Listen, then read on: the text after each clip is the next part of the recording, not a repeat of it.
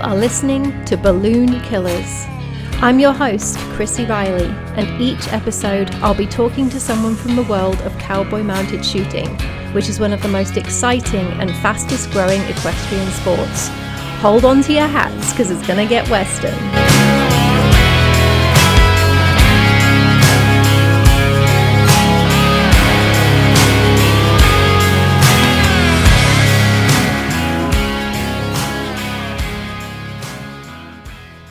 Hello. I hope everyone is doing well. Judging by the list of events in July on the CMSA events page, I'm guessing that you are all extremely busy, but I hope that you are staying safe and having fun. My special guest for this episode was born and raised around horses. She was on a horse with her mother as soon as she could hold her head up, and she became an active member of Pony Club and competed mostly in 3-day eventing as a child. At 16, she made the switch to Western riding and competed in high school rodeo, barrel racing, team penning and sorting, as well as working with some reining and cow horse trainers. In 2008, she started competing in cowboy mounted shooting. Elizabeth Clavette, also known as E to her friends, was the 2021 overall national cowgirl, the 2022 Reserve Open Derby champion riding her stallion Olena's Little Badger, the 2023 Mid-Atlantic Regional Overall Cowgirl, the 2024 South Carolina State Overall Cowgirl, as well as countless other wins and accomplishments in mounted shooting. It's funny because in one of those sort of small world moments, I actually first heard about Elizabeth through a non-shooting friend who used to ski with her in high school. And he sent me a link to her Ultimate Pattern Guidebook when it was first published. And so after some Facebook stalking, I realized that she had been a key member of the Colorado shooting community before I found the sport and before she moved to South Carolina. Elizabeth joined me via Zoom from her home in South Carolina. I hope that you enjoy the conversation.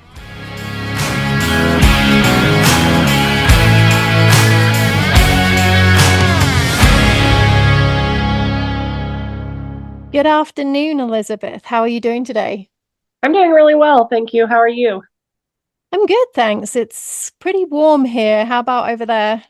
Oh, this last couple of weeks have been pretty miserable. It's hot and humid. And you did a clinic this morning, right? We did. So Friday afternoon, we got some much needed rain. We haven't had rain in over a month. So the rain brought in a little bit of cooler weather and we had a little more cloud cover. So we did a half-day clinic Saturday and Sunday, and we rode from 8 to noon, and we got done before it got too hot. So we were able to get a lot of stuff done, and seeing everybody's progress is just amazing. Nice. Where are you located right now? So I live in Iva, South Carolina. And you used to live in Colorado, right? I did, yeah. I grew up, born and raised in the mountains of Colorado, and about 8 years ago, I was offered an opportunity in Georgia, and I moved down there and started building clientele, and then the facility actually sold. So when they put it up on the market, I started looking for a place because I knew I wanted to stay out here, and I was able to buy my place in Iva 7 years ago. Nice. So how's this year going for you? Tell us about your successes and challenges. So I don't know how it's already July. I feel like this year is just flying by. I've had some really cool opportunities this year. I've been able to travel and do some clinics. And I'm just so thankful for the amazing clients that I have and the horses that I've been able to work with. I do clinics at my house once a month, and having people come in, and I do regular lessons throughout the week. And it's just been a really cool year, really, years plural. I started out the year getting to go back to Colorado to the stock show, and then I get to travel to do some clinics. And I actually last week went up to Hocking Hills, Ohio to go trail ride with some friends, and that was fun to kind of get away. I was hoping that going up north it was going to be cooler, but it was still hot. So Seems like there's heat bubbles over everybody right now. It is. But yeah, it's been a really good year. I'm so thankful that I have the ability to share my passion and love and knowledge of horsemanship and the mounted shooting. And I love teaching. So being able to share that it brings me so much joy. The probably the biggest challenge in my life is trying to have a work personal balance, like personal life balance. I don't really have a personal life uh, because it's horses. I love horses. I live, breathe, eat, sleep. That's what I do. So, uh, trying to figure out how to have some more balance in my life has been something that I've been thinking about working on this year. so, but it's it's getting a little bit better. My parents moved out here a couple years ago, so they're good at helping remind me to go do other things sometimes. So Good. Work-life balance is hard, and I can only imagine that when your work is horses, yeah, I would definitely have that same problem. You said you've been doing a lot of clinics. Have you been doing mounted shooting clinics? What kind of clinics have you been doing? yeah, so the majority of the clinics that I've been doing recently are mounted shooting clinics. So, but they're not just pattern work. So we do a lot of drills and body control and horsemanship, and then we go into different patterns and we work on course management and also the mental side of our sport, which is a big part of what we do, especially as we start competing. So we get to work on a lot of that, and it's been fun. I love it. Are you seeing a big rise in the popularity of mounted shooting over there? I know in Colorado we're definitely seeing a lot more interest. Yeah, so I run the South Carolina Mounted Shooters, and we had our biggest shoot yet a couple weeks ago. We did a state championship. We did a warm up shoot Friday, our state championship Saturday, and then a shootout on Sunday. We had a really awesome sponsor the $5,000, and we had 100 shooters, which is amazing for out here for South Carolina. And we have a lot of new shooters, and I bring in a lot of the new shooters in South Carolina because there's a need for coaching and people that have horses that people can try it on. And I get a lot of new people started and addicted to our amazing sport. So I think there were 10 ladies ones at our Wow, shoot. Yeah, it's amazing. that is amazing. So speaking of mounted shooting, tell us how you got into mounted shooting. So, oh gosh, it's probably been 17 years ago. Janae Davis actually got me back into running barrels again. And that's where I met Dee Chapman. And she actually hired me to clean stalls and then after that, help exercise horses. And that's kind of how I met them.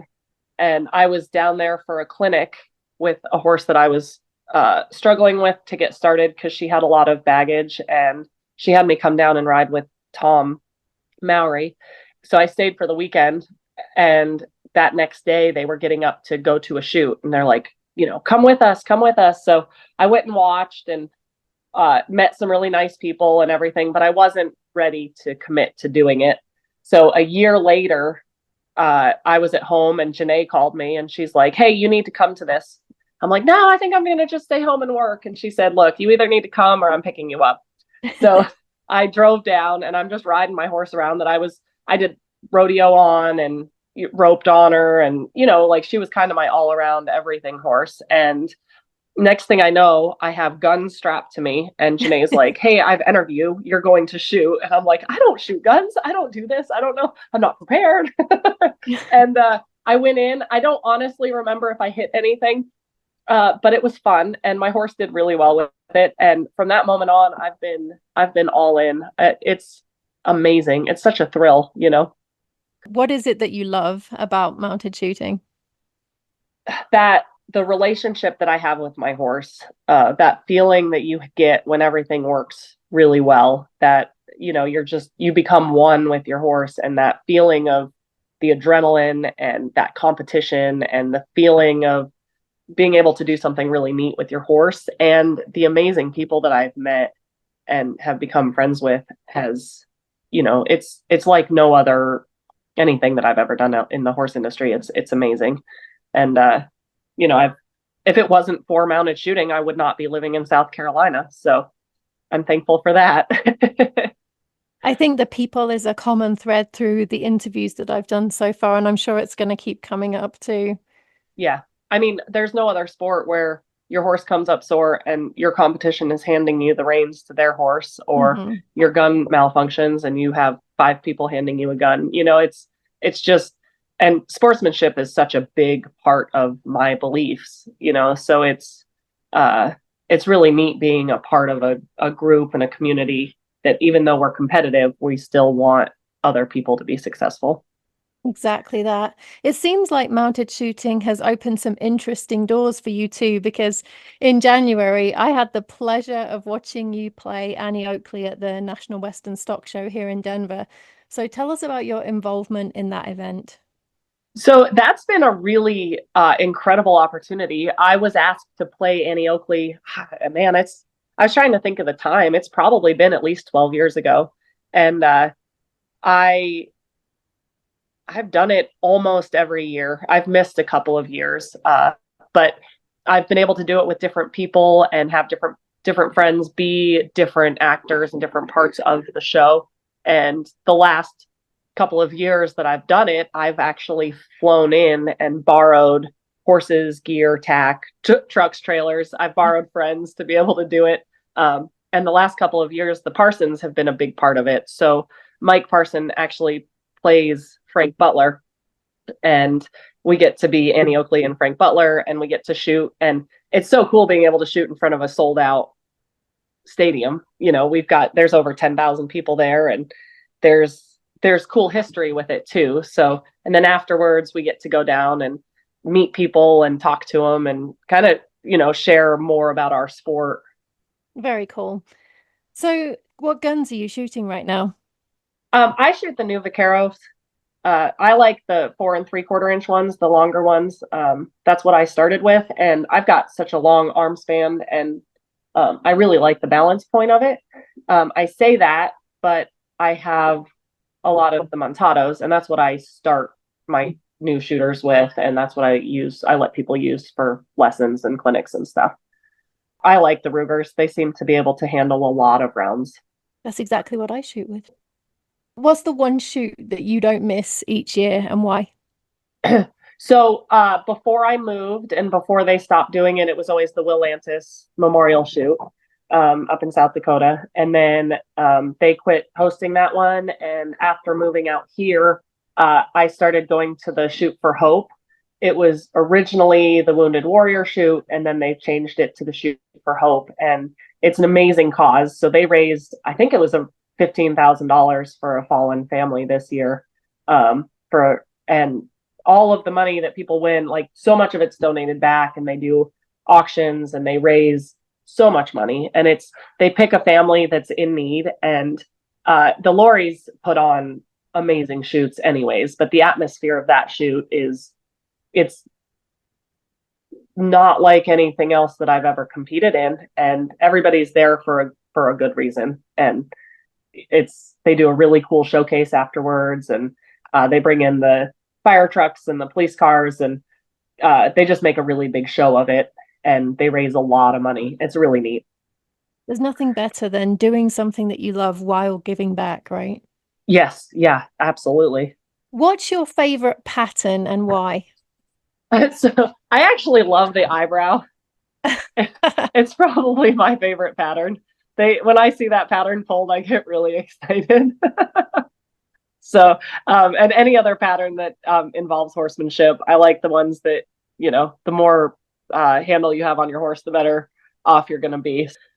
I But actually did the eyebrow for the first time 2 or 3 weeks ago at a shoot. I'd never done that one before. And for some reason, that one really made me very nervous, but I actually enjoyed it too. oh, that's awesome. Yeah, that's one of those patterns that when people see it, they psych themselves out before getting into the arena a lot of times, because they're really close and you're turning and there's a barrel, and Um, but after you learn the line and you learn the timing of it, it when it feels good, it feels really good.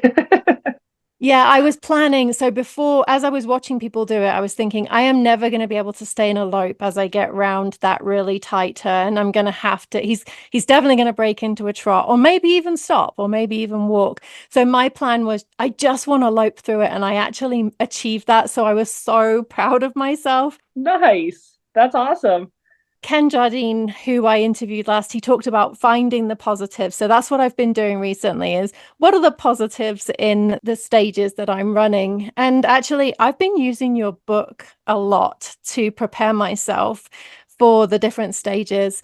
So tell us about your book. So I had been asked to write articles on how to run patterns for the rundown for years. And I had a bunch of people ask me if I was ever going to put it into a book. And I didn't need to because Sam Helms of Hired Gun Horsemanship had one. And it's a fantastic tool. And when he passed away, I knew that there was a need to continue having one. So I actually am friends with the editor and the person that helped make his book come to life. So she and I sat down and we talked, and I said, "This is something that I really feel passionate about, and I want to be able to do because it helps people.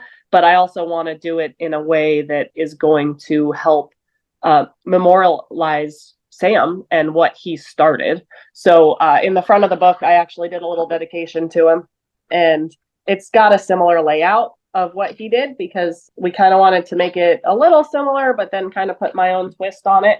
And, everybody has their own way of running different patterns and everything. So I tried to give different options and different ways of doing it. So I'm really excited that I have something that I can get out there for them, especially since now there is not an article in the rundown anymore for how to run patterns. So hopefully people are able to get this book and it can help them. I've actually seen it on the table, on the loading table at many different shoots that I've been at. Oh, So people awesome. are definitely using it. And I love the different options because as a relatively new shooter, I love sort of seeing the ones that I think are going to be most achievable for me, like the ones that have where there's a tight gun change. I like how you usually have an option that provides more time for that gun change.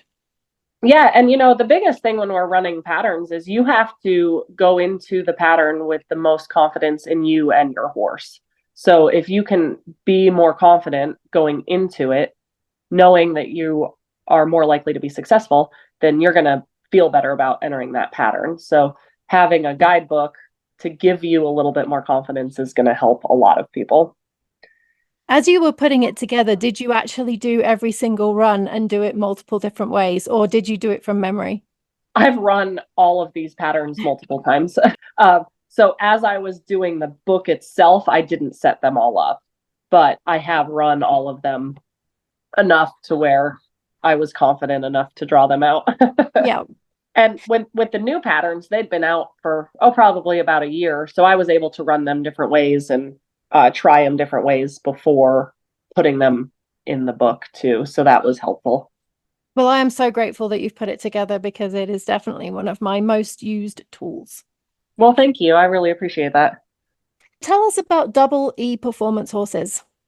Let's see. I was actually helping some friends move cattle outside of Gunnison, Colorado. We were moving them from winter pasture to summer pasture.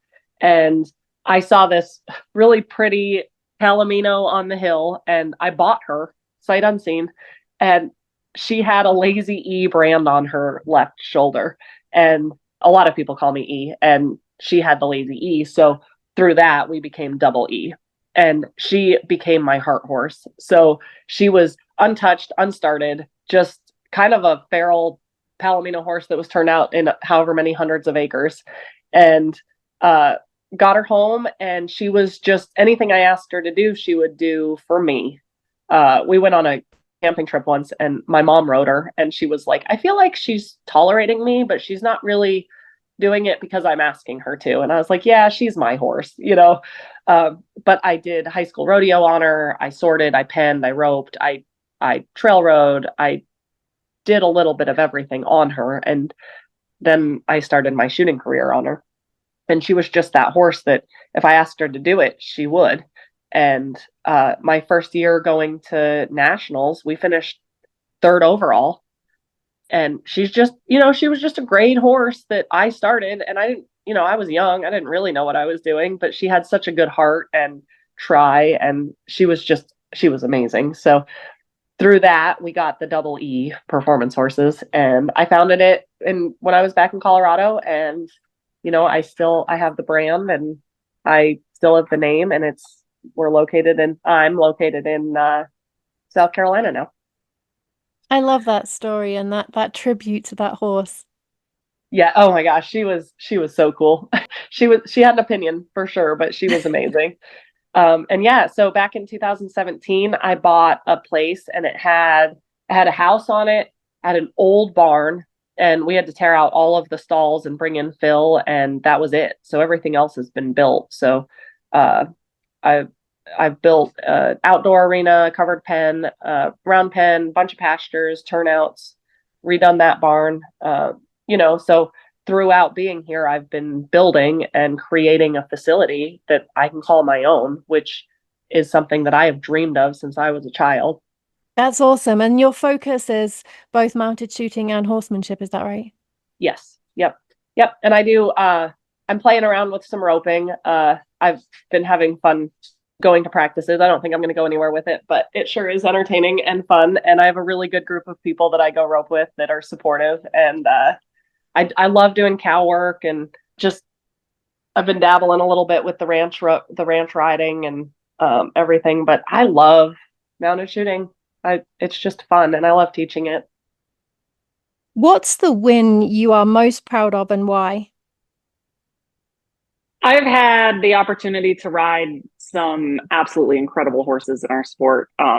And I've been really blessed to have won some really, really neat titles on a lot of different horses. The most meaningful win was probably winning the national championships, the overall cowgirl title on a horse that I trained, which is my Hui horse. But the the true wins, the ones that mean the most to me, have it's when my horses work really well, when they're happy and they're healthy and they're doing their jobs and they enjoy their jobs. So there's been shoots where you have one of the most spectacular runs and it's a win, even if you're not winning the buckle or winning the title but when my horses work well and they enjoy their jobs, those are the wins that I look for. I love that because you are such an accomplished shooter and such an accomplished rider, yet you put the horse first in your answer there. I I love my horses so much. And we're so fortunate to be able to get to do a sport where we can have such an incredible relationship with our horses. And they have to trust us to do this. Absolutely. What's a little known fact about you? Growing up in Colorado, I was an avid ski racer. I was on both Alpine and Nordic. I was on 3 different ski teams through high school. Um, I was really pretty good at it and very passionate about it. Unfortunately, I was really good at not just stepping over that line between annihilation and control. I jumped that line a few times, and my body and brain are paying for it now. But man, it was fun. It was definitely a really big part of my life. And I Did you haven't ever been do on the ski. biathlon, the skiing and shooting? Is that what it's called? I think it's biathlon. We went to the Olympics. My ski team actually rented a bus and we drove to Salt Lake when the games were there and we got to watch it. But I didn't actually do anything with guns until I started mounted shooting. Where are you going to go next? What are your plans and ambitions for the future? I'm sure you must be cooking up something. Uh, I've got some really neat clinics coming up. I'm going up to Michigan this weekend for some clinics, and then in September I get to go back up to New Hampshire. I love doing clinics. They're one of my absolute favorite things in the world. But I also have some really neat young horses that I'm raising right now, and I've got a 4-year-old that's a home raised baby. He's the last one of the combination, and I'm hoping to ride him in the Futurity this year in September. I've got a really cool little 3-year-old. He's actually up with the Reigning Cow Horse guy right now. And then I have 2 yearlings. So I've got my stallion, Alina's little badger, that I've been breeding, and I'm hoping to create some really cool horses. And so far, those babies, they have really great minds, and I'm so excited to see what they're going to do in the future. What's the most useful thing in your trailer when you're on the road, and what should we all have? I think that everybody needs to have an impact drill with an extra charged battery. I think Ken Jardine said exactly that too. Oh, yeah. Yeah, I've been, we all blow tires. That's part of hauling. And I've gotten pretty proficient at changing them, and having the right tools makes a big difference. Absolutely. Well, thank you so much, Elizabeth. I know that you are a very busy lady indeed, and I really appreciate you taking the time to speak to me. Well, thank you so much for contacting me. I really enjoyed talking to you, and thank you for doing these podcasts.